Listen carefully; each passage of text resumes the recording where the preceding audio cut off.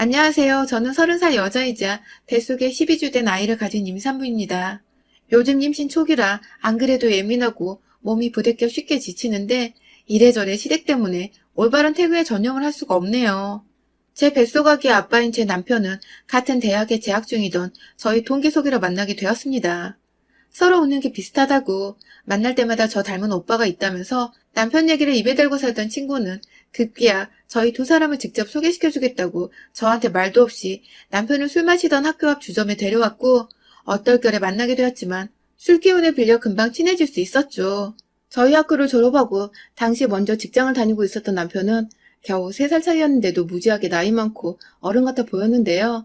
대기업 다니는 직장인이라며 그 후로도 몇 번 친구와 함께 다 같이 만날 때마다 번지르르한 양복을 빼입고 오는 게 완전히 제가 대학에서 보는 또래의 다른 친구들과는 다른 모습이어서 늘 눈이 휘둥그레지곤 했었어요. 곧 졸업하고 취업할 때가 다가올 테니 뭐라도 팁을 줄 수 있는 오빠이지 않을까 싶어서 간간히 오는 연락에 답장만 하며 1년쯤 지나오던 와중에 덜컥 남편이 제게 고백을 했죠. 졸업학년이 빡센 것도 알고 취업 준비로 바쁜 것도 알아서 고백을 지금 해야 하나 말아야 하나 많은 고민을 했지만 이왕이면 옆에서 함께 도와주며 연애를 시작하고 싶다던 남편의 조심스러운 고백은 취업 준비로 진이 다 빠져있던 제게 참 단비 같은 존재였어요. 괜히 설레고 숨겨져 있던 연애세포가 막 되살아나는 기분이 들며 남자친구가 생긴다는 게 어떤 건지도 모르고 대뜸 고백을 받아줬답니다. 네, 이 남자는 제 인생의 첫 남자였습니다. 단 한 번도 연애를 해본 적이 없었고 여중 여고로 나오면서 일을 가며 남자들이 있는 대학으로 진학을 했건만 그럼에도 누구 하나 대시를 한 번 안 하더니 남편이 짠 하고 나타난 것이었습니다. 남편은 처음 저와 만났던 그날부터 지금까지 늘 태연한 자세와 태연한 표정으로 참 태연하게도 능숙한 말들을 곧잘 뱉어내곤 했어요. 긴장하는 모습을 단 한 번도 본 적이 없었죠. 새로운 사람에게도 금방 친화력을 갖춰 깊은 대화를 끌어내곤 했고 웃음도 많고 유머러스해서 상대를 기분 좋게 해줄 줄도 아는 사람이었어요. 그런 사람의 여자친구가 되다 보니 자연스레 웃을 일이 많아졌고 어느 순간부터는 제 옆에 이 사람이 없으면 흘러가는 시간이 너무나 무료하게만 느껴지기까지 했죠. 그렇게 알콩달콩 연애를 하며 남편의 응원을 받아 저는 대학을 졸업한과 동시에 국내 고지의 식품기업에 취직을 하게 되었습니다. 각자 직장인이 되고 나니 제가 학생일 때보다 연애는 더욱 즐거워졌어요. 마냥 자기가 돈 번다며 데이트 비용을 지불하던 남편에게 참 미안하기만 했는데 이제는 월급 받아 먼저 맛있는 저녁을 사기도 하고 깜짝 선물도 준비하는 등 제 딴에 좋아한다는 표현을 많이도 했죠. 그런 제 모습을 고마워라 하고 또 좋아라 하며 남편도 늘 저와의 데이트를 즐거워했고요. 단 하나 아쉬운 것이 있다면 저희가 연애를 하는 동안 간섭을 받았다는 것이었어요. 바로 그 무시무시하다는 시어머니도 아니고 시아버님도 아니고 저와 동갑내기인 시누이로부터 말이었죠. 당신은 시누이도 아니고 애비 시누이도 아니고 그냥 남자친구의 여동생이었는데 어찌나 저희가 데이트를 할 때마다 오빠한테 전화를 해서 옆에 제가 있는지를 묻고 무슨 데이트를 하냐고 묻고 뭘 먹었냐고 묻고 아주 시시콜콜한 것까지 다 보고를 해야 했죠. 처음에 남편도 그런 여동생이 귀여웠는지 오늘은 우리 뭘 했다? 뭘 먹었다 하면서 장난 섞인 말투로 대답을 해주다가 제가 하도 데이트 중에 흐름이 끊긴다고 하니 본인도 뒤늦게야 느낀 건지 몇 번 바쁘다고 전화를 끊으라고 상투적인 말투로 대답을 하기도 했어요. 하지만 꼭 그런 날이면 그날 밤 시댁에서는 일이 터지곤 했습니다. 시누이가 저 하나 때문에 오빠가 변한 것 같다면서 시부모님 앞에서 떼를 쓰고 통곡을 하며 퉁명스레 전화를 받은 오빠를 나무랐고 그 바람에 오빠는 오냐 오냐 하며 키운 여동생이 혹여나 마음에 상처를 받을까봐 억지로라도 달래주는 척을 해야 했죠. 그렇게 한바탕 소동이 있고 나면 다음날 저한테 신세한탄을 하며 여동생 때문에 죽겠다는 말을 반복하곤 했고요. 그러다 보니 저희는 데이트를 하며 자연스레 여동생이 또 전화가 오지 않을지 정말 오게 된다면 잘 대답하며 받아야 한다는 강박이 생기면서 늘 마음 한켠에 시누이란 단어가 꼭 따라다녔습니다. 남편이랑은 정말 죽도 잘 맞고 잘 지내는 사이인데 시누이 전화에 시누이 얘기만 하면 속에 고구마 하나 꽉 깨문 것처럼 답답함이 느껴지곤 했어요. 남편은 시누이를 정말 지극정성으로 아끼고 또 보살핍니다. 아주 어릴 때 시누이가 잠시 몸이 아파서 1년 정도 병원에 입원한 적이 있었대요. 그때 시부모님께서 모두 시누이 병간호를 한다고 집에서 매일같이 울었다며 그때 생각이 나면 지금도 눈물이 울컥하려 한다며 실제로도 눈물을 훔친 적도 있었고요. 지금 살아있어 주는 것만으로도 가족들에게는 소중한 막내라며 그러니 저랑도 잘 지냈으면 좋겠다고 은연중에 시누이에 대한 컴플레인은 그만했으면 좋겠다는 뉘앙스를 풍기기도 했습니다. 저야 결혼 생각이 없을 때만 해도 이런 집도 있구나 하며 대수롭지 않게 넘길 수 있었어요. 여동생이 아팠다고 하니 지금 건강한 모습을 많이들 좋아라 하실 테고 막내딸이고 하니 더 예쁨을 받겠구나 싶었죠. 하지만 남편과 연애를 지나 결혼 얘기가 오고 가기 시작하면서는 무지하게 신경이 쓰이더군요. 설마 결혼을 하고서도 매일같이 시누이의 전화에 시달리고 하루 어찌 지냈는데 하나하나 전달을 해줘야 하나 싶어서 머릿속이 까마득했어요. 그래서 제 딴에는 방법을 하나 고안했습니다. 바로 결혼 전부터 정말 남편의 바람대로 시누이와 친해져 보는 것이었죠. 동갑내기라고 하고 각자 회사를 다니는 직장이기도 하니 서로의 공통사도 비슷할 것 같았고 대화를 나누다 보면 회사욕을 하면서 괜시리 죽도 잘 맞을 것 같았어요. 보통의 여자 또래들이 그렇게 신분을 쌓으니까 저도 금방 친해질 거라 생각을 하며 함께 만나기로 약속을 잡았는데 그런데 제가 상상했던 시누이의 모습은 정말 하나도 찾아볼 수 없는 시누이가 제 앞에 나타났습니다. 아파서 성인이 된 지금도 자주 병원을 다니던 시누이는 연약하고 여리여리할 인상보다는 약간 저희 남편과 남매가 맞긴 한 건지 하나도 닮지 않은 외모부터 시작해서 새침하고 퉁명스러워 보이는 첫인상이 이런 말을 하면 안 되지만 꼭 홍지파츠에 나오는 못된 파츠 같았습니다. 저요? 사람의 외모만 보고 성격이나 그 사람을 다 파악하는 그런 무식하고 모자란 사람이 절대 아닌데요. 저희 시누이는 정말 제가 사회생활하면서 만난 그 어떤 독한 사람들보다 가히 최고봉이라 할 수 있을 만큼 인상이 좋지 못했어요. 그 바람에 저는 시누이 귀에 완전히 눌려서 동갑인데도 불구하고 감히 말을 놓을 수가 없었고 이런 저와 달리 제가 쩔쩔매고 있는 걸 알면서도 턱하니 먼저 말을 놓고 예, 쟤 하며 저를 3인칭으로 부르며 가리키는 꼴이 참. 남편과 결혼을 했다간 다른 게 아니라 시누이 때문에 집안 멀쩡한 날이 없겠구나 싶었다니까요. 그날 시누이를 만난 후 연애 중에 3번 정도를 더 만났었는데 그때마다 제 이름 대신 예, 쟤 하며 기분 나쁘게 절 불러댔고 저는 입도 뻥끗 못하도록 남편과 둘이서만 대화를 이어가며 절 의도적으로 배척하고 소외시키는 것도 느꼈는데요. 그럼에도 전 시누이 때문에 고민이 되는 결혼이었음에도 불구하고 오로지 남편을 보며 이 결혼을 결심했습니다. 시누이 한 사람만 빼놓으면 어쩌다 통화를 하게 되었던 시어머니도 좋은 분 같으셨고 늘 저를 챙겨주고 재밌게 웃겨주는 남편은 평생 배우자감으로 정말 딱이었거든요. 그렇게 돈을 질끈 감고 설마 시누이 때문에 이혼까지 갈 정도로 말싸움에 오갈 일이 생기겠나 싶어서 섣부른 고민이라 잡생각을 접어두고 식을 올렸어요. 그게 벌써 1년 전이네요. 지난 1년간 저희 시누이는 제가 생각했던 것보다 제 결혼 생활에 악영향을 주었고 또 정신을 피폐하게 만들었습니다. 연애 중에 만났을 때는 그래도 애교와 투정이 반반 섞인 게 내 여동생은 아니지만 귀엽게 봐주리라 노력이라도 할 수 있었어요. 저도 저희 친정에서는 오빠가 있는 막내 여동생이다 보니 흔한 집에서 흔하게 오빠를 차지하고 싶어하는 영락없는 여동생의 모습이 제 눈에 보이기도 했었으니까요. 하지만 결혼을 하고 저희 둘만의 공간인 신혼집이 생기고 나선 공간적인 부분에 대한 아가씨의 질투와 욕심이 커져갔습니다. 중고등학생도 아닌 제 동갑내기인데 결혼을 하는 오빠가 새 가족을 데려왔으면 친해보고 서로에 대해 알아보고 이해해보려 하는 자세를 가지는 게 먼저일 텐데 우리 시누이는 시부모님과 함께 신혼집으로 집들이러 온 그날부터 그러더라고요. 어떻게 오빠가 내 방 하나 만들어 놓질 않고 신혼집을 차려놓을 수 있냐고 말입니다. 얼이 빠져 턱이 땅까지 미끄러져 간 기분이었습니다. 신혼집의 게스트룸, 하다못해 시부모님 방도 아닌 시누이 방을 차려놓아야 한다니요. 그 말에 네? 하며 놀란 눈을 일부러 더 크게 뜨고는 남편을 쳐다봤어요. 어처구니가 없는 티를 내고 싶었거든요. 그런데 그날 집안이 아주 난리가 났어요. 제가 기분 나빴던 표정을 지었다며 내내 뚱해있던 시누이는 집들이 음식을 입에도 안 대고 삐져있다가 결국 시아버지가 뭐 때문에 이러냐고 작게 혼을 내자 저한테서 환영을 못 받아 이런다며 꽥 소리만 지르고 집을 나섰어요. 그 바람에 시어머니며 남편이며 여동생 찾겠다고 뛰쳐나가고 시아버지는 제 마음을 너무나도 잘 안다는 듯 괜찮다고 한두 번 있는 일 아니니까 그러려니 넘어가라며 씁쓸한 표정으로 절 위로해 주셨어요. 그렇게 전 그날 이 집에서 시누이 버릇을 잘못 들인 게 시어머니셨구나를 단번에 알 수 있었답니다. 그 뒤로 시누이는 저희 집에 자주 찾아오거나 제게 따로 연락을 하진 않았지만 남편과는 거의 매일이다시피 전화통화를 했었습니다.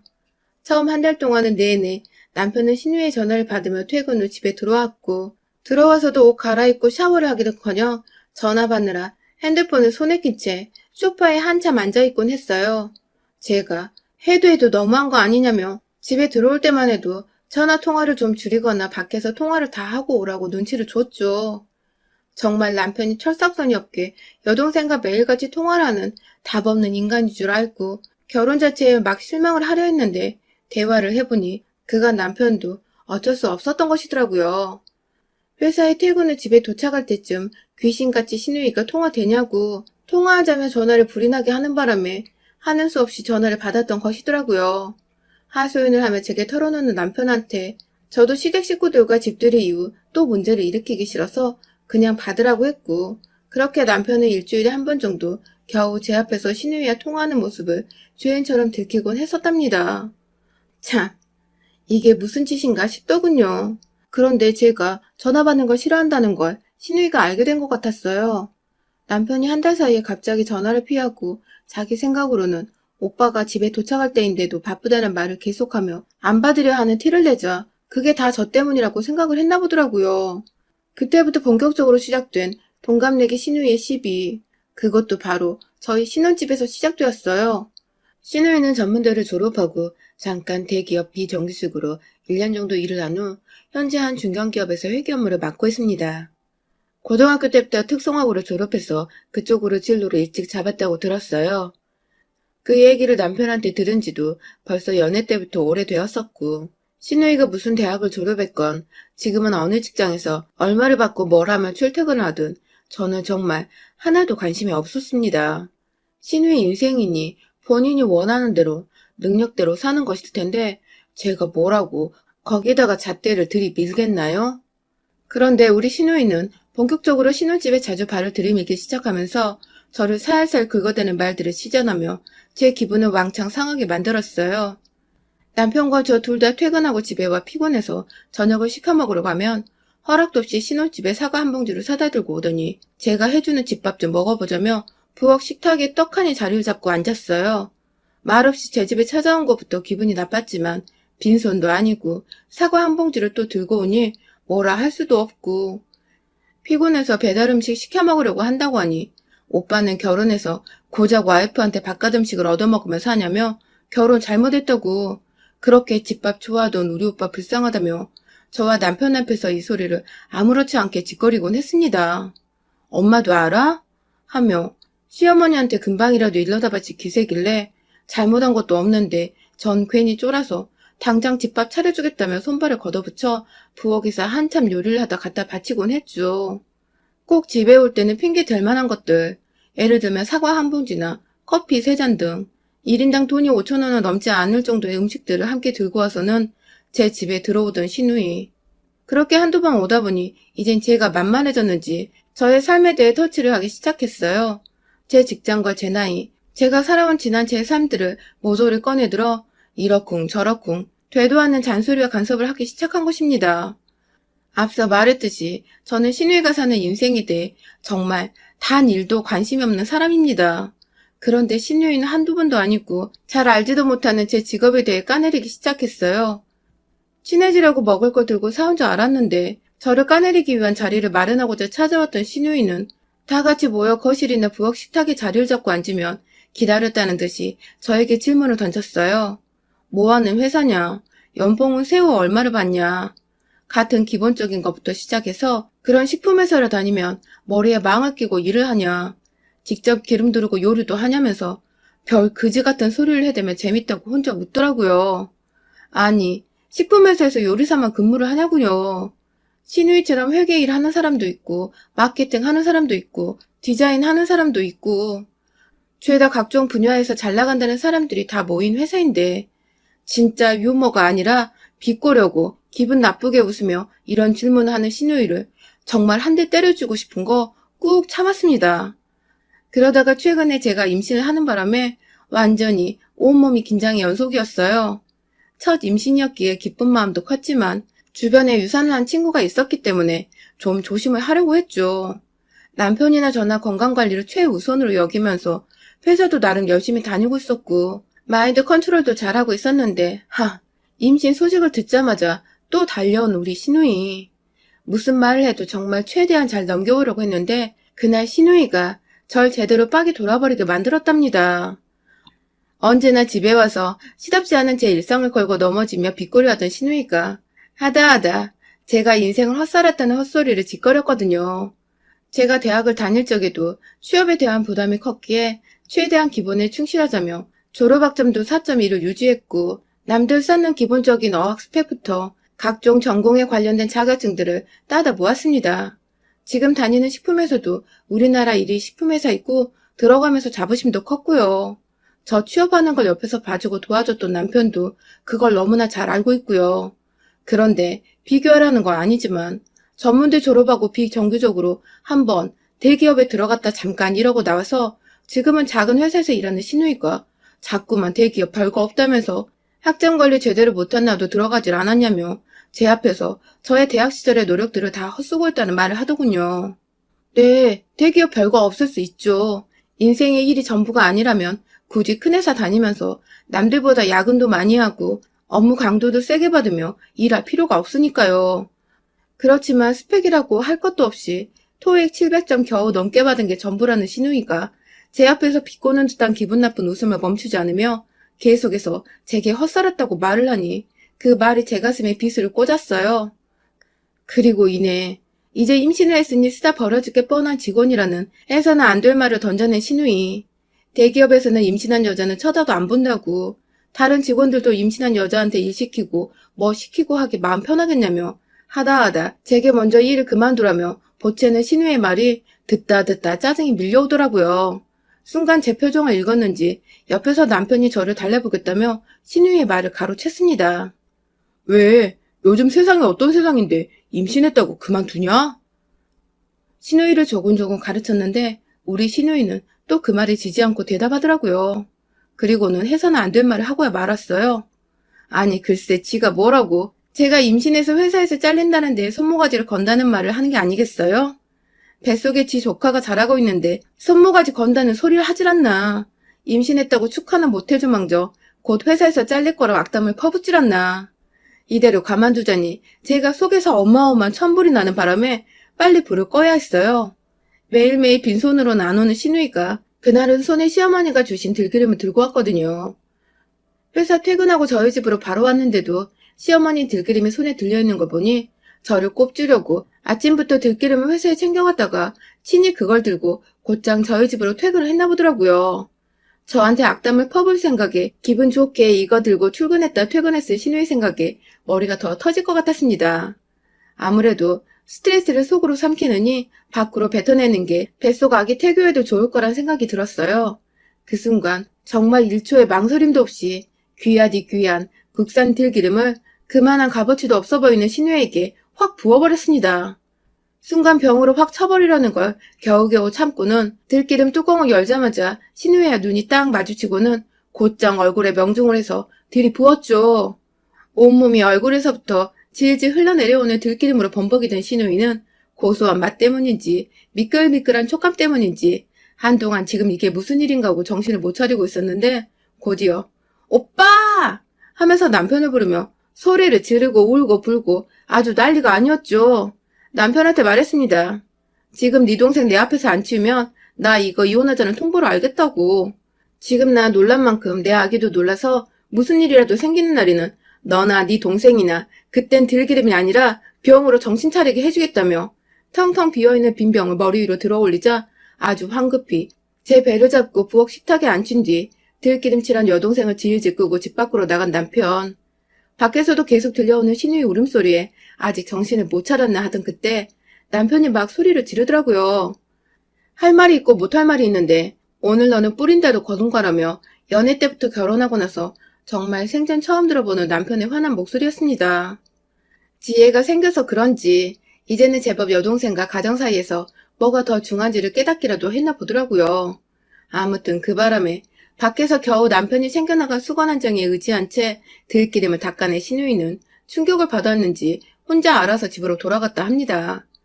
남편이 혹시나 싶어 아파트 현관까지는 따라 나갔는데 혼자 말도 없이 그냥 쭉 걸어가더니 마침 지나가는 택시 한 대를 잡고는 뒤도 안 돌아보고 갔다네요. 그 후에는 말이죠. 남편을 통해 들으니 거의 매일같이 전화 혹은 문자라도 온 애가 3주째 소식도 없으며 저희 집으로도 아직 찾아오고 있질 않습니다. 혹여나 싶어 시어머니께 연락을 드렸는데 자신이 준 들기름을 어디서 쏟았는지 얘가 기름칠이 돼서 집에 들어왔다며 그날 이후 조용히 잘 지내고 있다고 하시는데 시어머니께서는 아무것도 모르시고 계시더라고요. 아무래도 우리 시누이 병째 들고 한 대 더 때려줄까 말까 하던 제 모습에 적잖게 놀랐었나 봅니다. 그 덕에 저는 좀 너무했나 싶기도 한데 기죽어 있다는 시누이 소식에 묵은 때가 쓱쓱 벗겨진 기분이에요. 제 집에 찾아와 퇴근 후에도 힘들게 안 하고 또 제 성질 팍팍 건드리며 기분 나쁜 말을 시전하지도 않아 오로지 긍정적인 생각만 하며 태그여도 전념할 수 있게 되었고요. 만약 한 번만 더 또 제 집에 제멋대로 찾아와서 되도 않는 시비를 걸며 제 기분을 상하게 만들면 그땐 들기름칠이 아니라 100% 유기농 올리브유부터 시작해서 대한민국에 있는 기름이란 기름을 모조리 사 모아다가 퍼부어줄 거예요. 여러분의 생각은 댓글로 남겨주세요. 오늘도 시청해주셔서 정말 감사합니다.